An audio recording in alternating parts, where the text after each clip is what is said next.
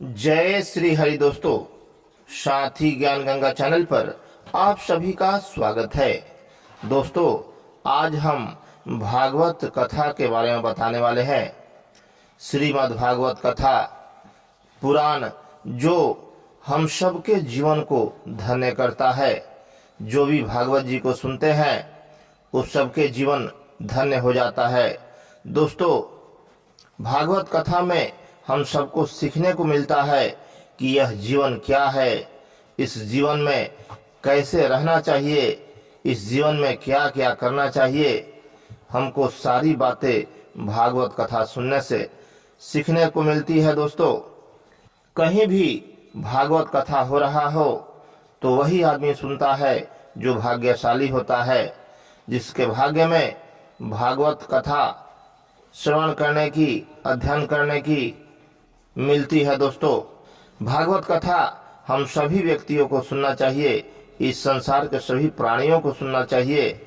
लेकिन आज के भागदौड़ के जीवन में कोई समय देना नहीं चाहता और ना ही कोई कथा पुराण सुनना चाहता। सभी अपने काम और धंधे में लिप्त हैं।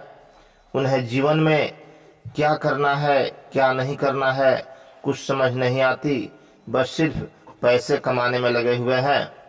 दोस्तों, आज के जीवन में पैसा तो जरूरत है ही, लेकिन इसके साथ हम सभी को पुण्य धर्म के साथ अपने धर्म को मानते हुए अपने धर्म ग्रंथों को सुनना और पढ़ना चाहिए। दोस्तों, कहा जाता है कि भागवत कथा देवलोक में सबसे पहले भगवान शिव ने सुखदेव जी को सुनाया था।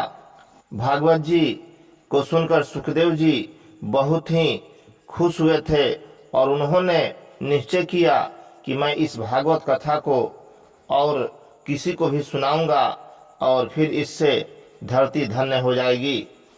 तब जाके सुखदेव जी ने संक्रादित ऋषियों को हरिद्वार में नील पर्वतों की तलहटी में बेहद दुर्गम जगह, जो कि सिद्ध सत्रोत नाम की जगह है, उसी जगह पर भगवान सुखदेव जी ने सबको यह कथा सुनाई और ऋषि मुनि सुनकर धन्य हो गए। जब ऋषियों ने भागवत कथा सुखदेव जी के माध्यम से सुना तो उन सबको ऐसा लगा मानो उनका जीवन धन्य हो गया और उन सबको मोक्ष की प्राप्ति मिल गई।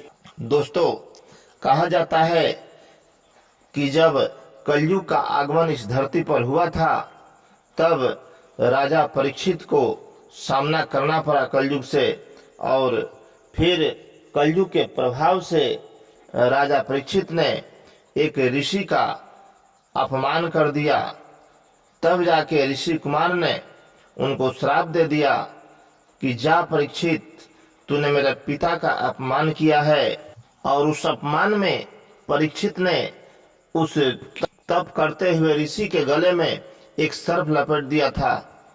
उसी सर्प को देखकर ऋषि कुमार ने राजा परीक्षित को श्राप दे दिया था कि जा राजा, जैसे तूने मेरे पिता को अपमानित किया है वैसे ही यह तक्षक नाग बनकर तुझे डस लेगा और तुम मर जाओगे। 7 दिन के अंदर राजा मरने वाले थे और फिर उनको कोई उपाय सूझ नहीं रहा था कि 7 दिन में हम क्या कर लें, कैसा पूजा पाठ करें जिससे कि हमारा जीवन तर जाए और मुझे मोक्ष की प्राप्ति मिल जाए। दोस्तों, कहा जाता है कि राजा बहुत चिंतित थे, लेकिन परीक्षित बहुत ही अच्छे राजा थे, धर्म की हमेशा इज्जत करते थे और धर्म के रास्ते पर चलते थे। राजा परीक्षित को जब इस बात को पता चला कि अब मैं मरने वाला हूँ, फिर वो बैठ के सोच रहे थे। तब ऋषि ने जिन्हें वो अपमानित किए थे वही ऋषि आकर उन्हें उपाय बताए कि देखिए, अब तो मेरे पुत्र ने आपको श्राप दे दिया है, लेकिन यह श्राप टलने वाला नहीं है। इसलिए आप अगर भागवत कथा का श्रवण करते हैं तो फिर आप मोक्ष की प्राप्ति हो जाएगी आपको। दोस्तों, राजा उसी समय सुखदेव जी के पास चल दिए और वहां जाकर उन्होंने सारी बात बताई। फिर सुखदेव जी ने राजा परीक्षित को 7 दिनों तक भागवत कथा सुनाया और कथा सुनकर राजा परीक्षित को मोक्ष की प्राप्ति मिल गई। दोस्तों, महाभारत में कहा गया है भगवान कृष्ण के द्वारा कि क्या लेकर आए हो, क्या लेकर जाओगे। तो दोस्तों, इस धरती पर ना आप कुछ लेकर आए हैं, ना आप कुछ लेकर जाएंगे।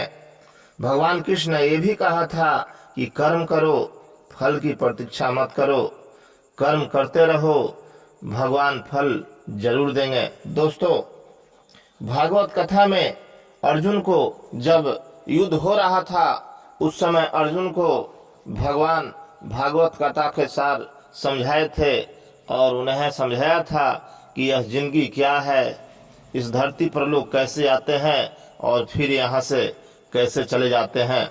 दोस्तों, इसलिए हम कहेंगे कि भागवत कथा का बहुत महत्व है। हम सबको भागवत कथा सुननी चाहिए और जहाँ भी भागवत कथा हो रहा हो वहाँ जाकर ध्यान से सुनिए और अपने जीवन को धन्य बनाइए।